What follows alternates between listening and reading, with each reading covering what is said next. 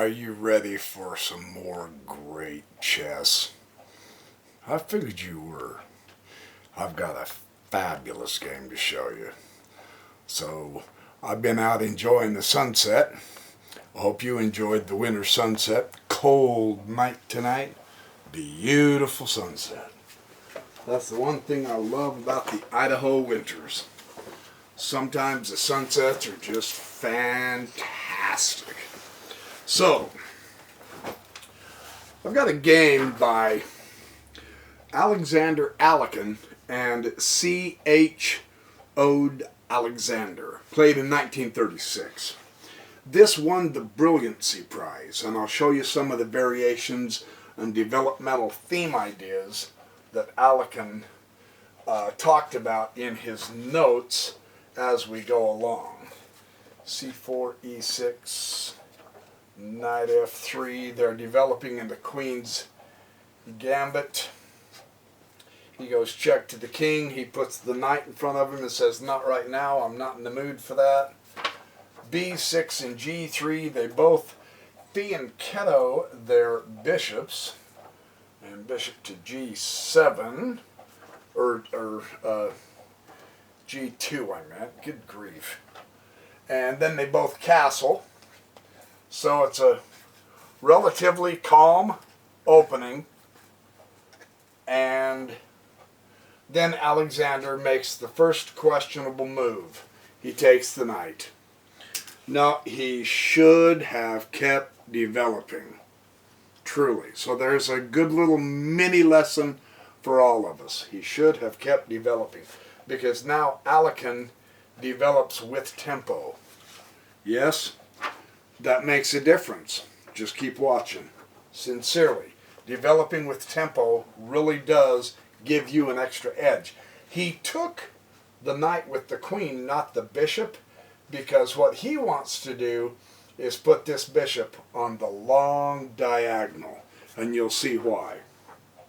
Very important power move that's quiet at this time, but it will pick up in steam through time. And that's another really good little micro lesson for us to learn. When you fianchetto the bishops, at first there's pawns in the way, but later on you can develop an entire chess attack and strategy and great tactics with those long diagonals, which they both have on this side. So this plays a role. And then he pushes rook to b8, and Alekhine says, he reveals his hand. So he brings the rook over to d1, and now the knight begins its excursion and expansion into white's territory. He's going to put the question to the knight, and now watch what Alexander does. That is a nice outpost, right?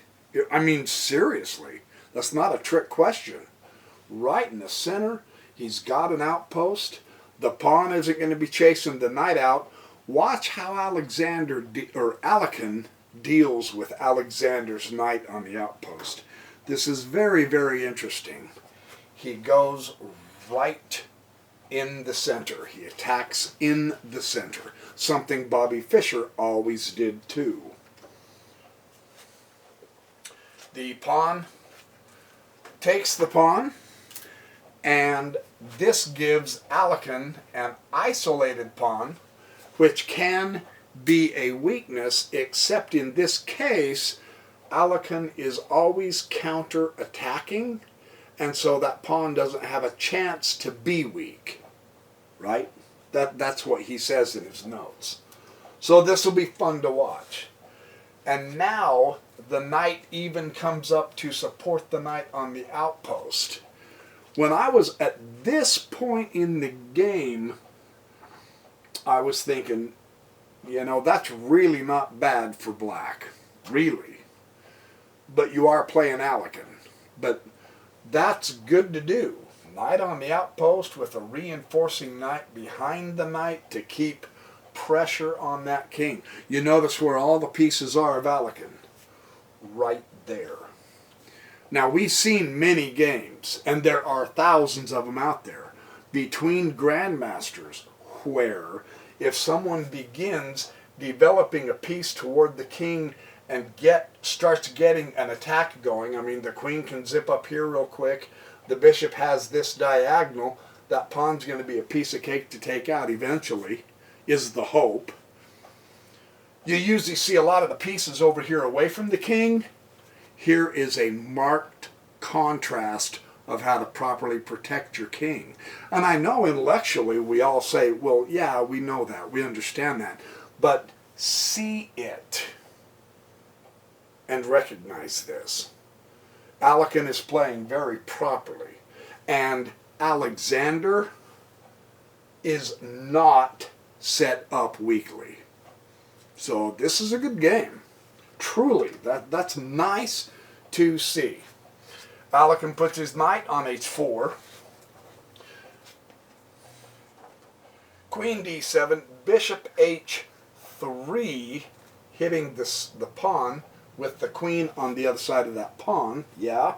So what do? It induces a weakness on the king's side. Support that pawn because the bishop is across from the queen. It helps to always keep our eye on things like that. Really? A bishop across from your queen, no matter what's in between them, be wary. Make sure there's a red alarm bell in your head just going beep, beep, beep, beep. If there's a rook across from a king, let's say the king was here and a rook is across from you, and even if there are pieces in the way, there needs to be a red alarm in your head going beep, beep, beep, because this can get sticky quick with tactics, right? So he brings the pawn up. In the process, yes, he's got a nice little pawn chain and a great outpost and a superb backup. I mean, gosh dang, man. That's decent. But understand, even though it's decent, it has produced weaknesses. Yes? There's a very weak square. There's a very weak square. There's a very weak square. Just recognize that. It's important to recognize that. Okay, so I don't want to get preachy, but I'm just trying to point out some things to you. Now, Alekhine also presses his kingside pawns, and thus there are weaknesses. Yes? That square, that pawn, it is supported here though. So technically, no, not that pawn, but this square, those are weak. So, but understand the structure of Alekhine's, the rooks, the queen, the bishop, the knight. Okay, he's got a couple of weak squares. You ain't going to be getting to those squares. On the other hand, you could potentially get to those squares. Just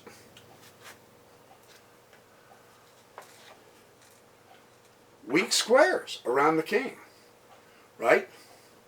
Just something to be aware of as we're playing in our games. Just recognize that.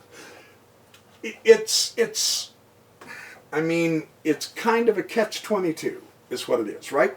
So anyway, okay. So now, because he bumped the pawn up, it does back off the knight off of his outpost. So it wasn't a permanent outpost because of the pawn. So just understand that. And now, that's a powerful move. That really is. That's quite good. Very good. And here's why. Because Alekhine is now threatening the bishop takes the... Well, let's do this. Look what he's threatening. And now the attack is on, right? Yeah. The other idea that Alekhine mentioned here by bringing his queen here Now he is also threatening knight takes this pawn, or knight takes this pawn, or bishop takes this pawn. You can see if the bishop takes, then see that pawn's pinned. So that's a free pawn. And it brings another player, whichever one he chooses, into the foray. So that's a good power move. Recognize the tactic here, which allows Alekhine to have the threat. The tactic is the pinned piece, the pawn. Sure, it's guarded, but it can't move if that pawn's taken. And that pawn is threatened 1, 2, 3 ways. That's a great move. Yes? Strong attack. So, Alexander's response is a strong defensive maneuver. Notice, once again, with this theme, for me it was quite difficult to grasp because you can't physically see it manifest like you can control of the center on the chessboard, right? Or material superiority of one player or another. But Alekhine has the initiative. And what that means, and it's worth repeating, I promise, I so promise, Alekhine is setting up his position where he wants it so he can produce combinations on the attack against both either the pawns or the pieces. And his opponent is reacting to him. So Alekhine has the initiative. It's somewhat simplistic, but it's effective to see it in those terms. Yeah? Okay. Okay, so b4 and knight d7. You don't always have to react to your opponent's threats. You don't have to always retreat. Can you find a better move for black?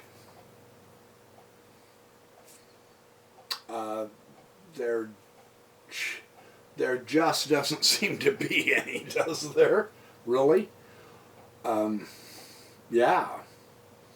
Yeah, I think the best thing is he has to react. See how that plays out. So,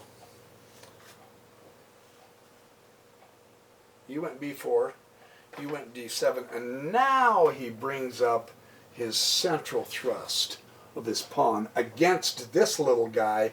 Now he has 1, 2, 3, 4 pieces attacking that pawn because of the fabulous tactic Alekhine had of pinning that pawn to the king. Now that pawn is pinned to the queen, who is in front of the king. Could get dangerous. The pawn pin is gone, but it's still a very significant amount of pressure on that pawn. This is tough going here now. So, in order to help relieve the pressure, here's what Alexander did. He took this pawn. Yes? And when he did that, I looked at it before I looked at the note, and I saw part of this, but I didn't see it all. But I want to play this variation out for you, and then we'll get back to this original position on the board.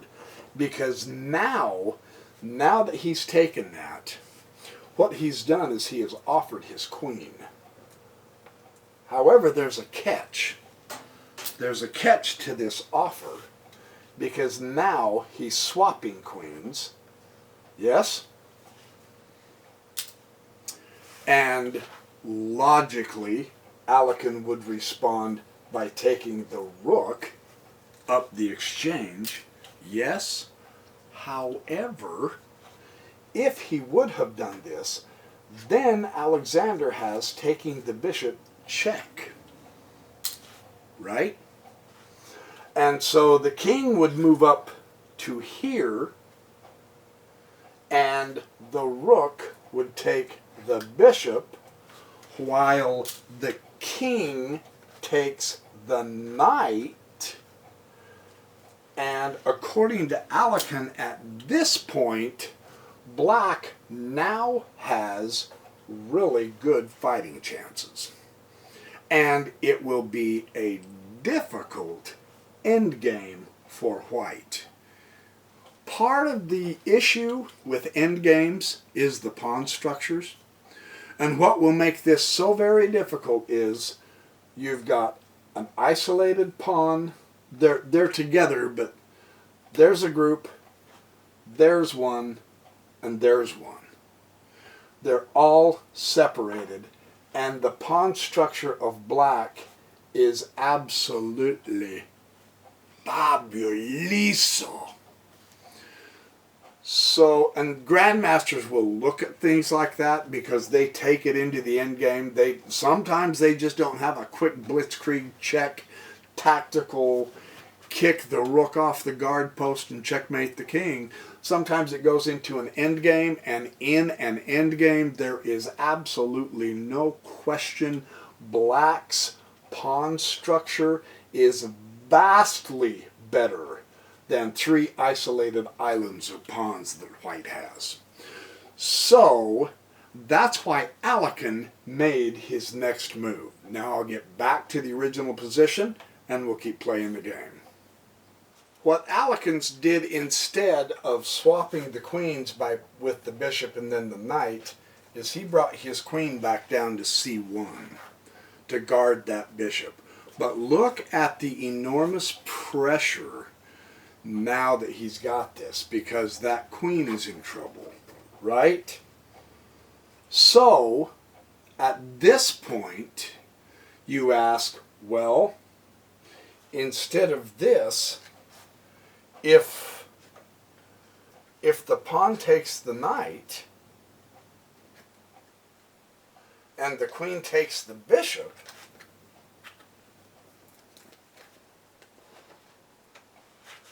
then you have the pawn taking the pawn, and you've got a pretty interesting setup that way too, don't you? So that wasn't what Alekhine wanted either. He wasn't real comfortable with that. So he went ahead and brought the queen down to c1.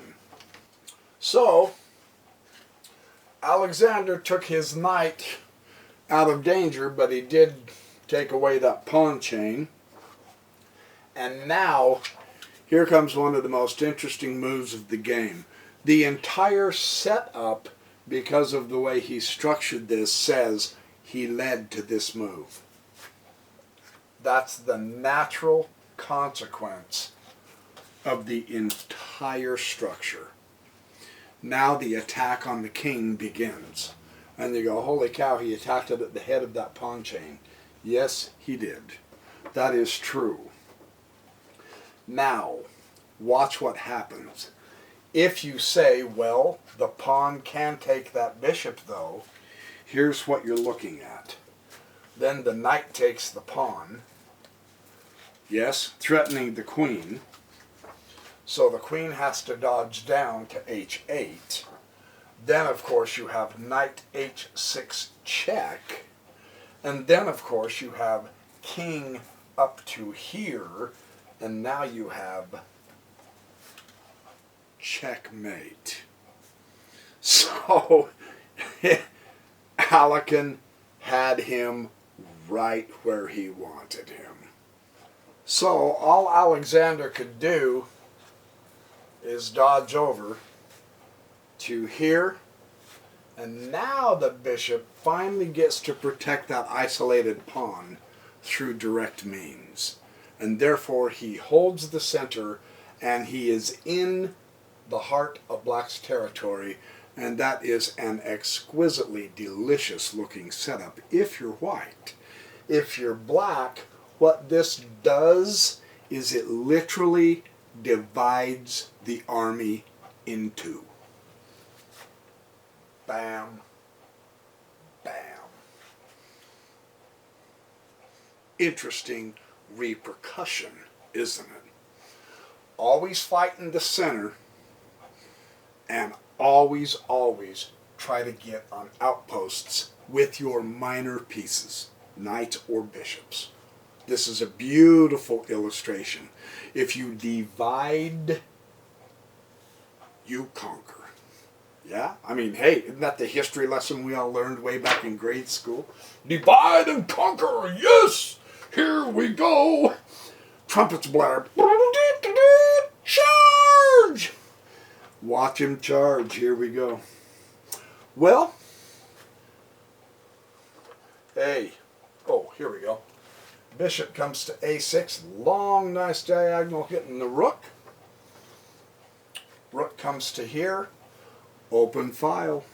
Yeah, son of a gun, open file. There it is. I'm just saying. Now the knight comes to here on a nice outpost, stopping the open file of the rook. Yeah, so that's not a bad move. But again, it's not a permanent outpost because he has a way of getting rid of the knight, right? And at this point, if we were looking at white and we're trying to ask, well, okay, what would the next best move do? At this point, I really don't know what to do. I mean, I could really do a. That's a good-looking outpost. Yes, it blockades the pawn, but the action's over here. Yeah. So I mean that may look good, but so what, right? Oh, he was down here, wasn't he? He was all the way down there. So this particular pawn, and this. You know, come on, that does nothing to give him a pawn, right? Yeah, that puts your pawns together, but no. That, yeah, okay, but no, it doesn't address the issue. That doesn't help your open file. Everything he did here helped open that open file. And you say, well, that's not true because he's got... That's true at this point, but he can voluntarily move that bishop anytime he wants to attack the file. He still owns the file, right? So anyway, I just wanted to show you that. And then the knight comes here to d3.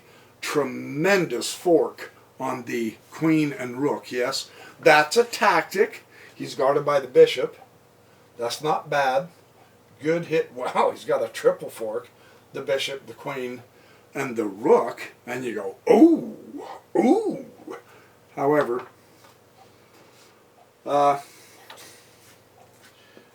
he just simply takes the knight. He puts up with no nonsense. Didn't affect him at all.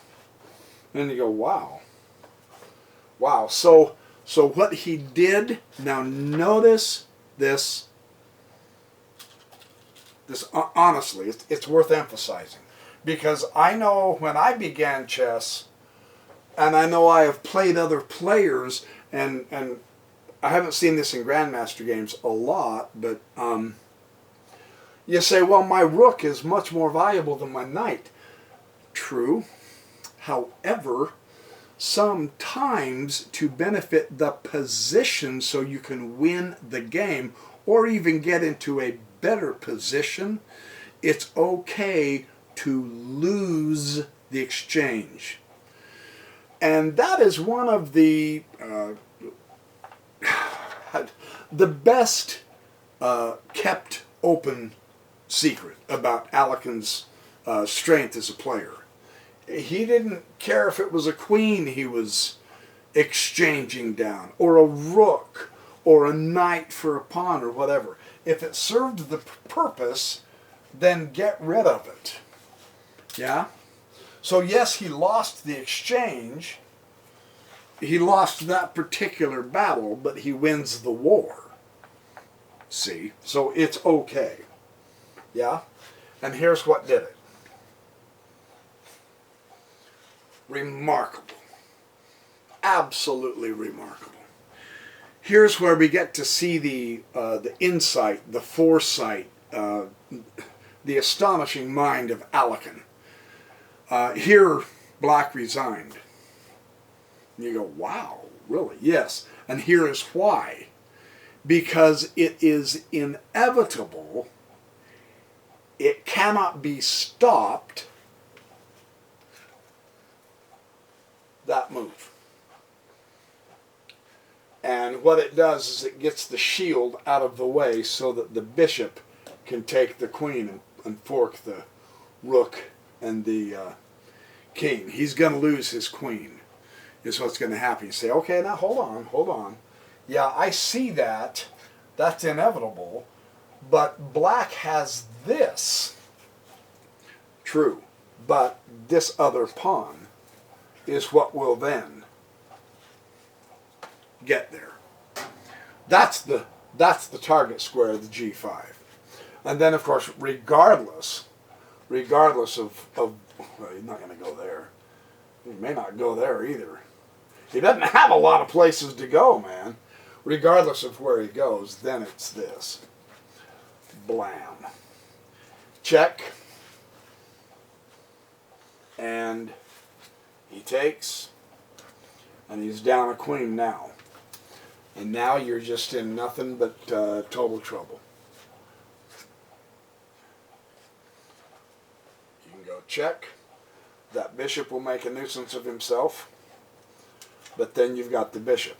And the more you whittle it down, the stronger the attack becomes, which is really interesting irony. The more exchanges happening is completely favorable to white. Totally 100%.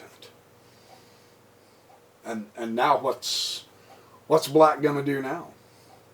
I mean, truly, seriously, without giving anything away. Everything he does, he's going to, almost everything he does, he's going to lose material. Right? I mean, okay, do this, and you've got this, check. And now the queen gets to swoop in, and she's got pawns to protect her. In fact, that's mate right there. No, it's not. No, that's not mate. Hell, that's nowhere near mate. But that's check. Then he pins the rook to the king via the queen.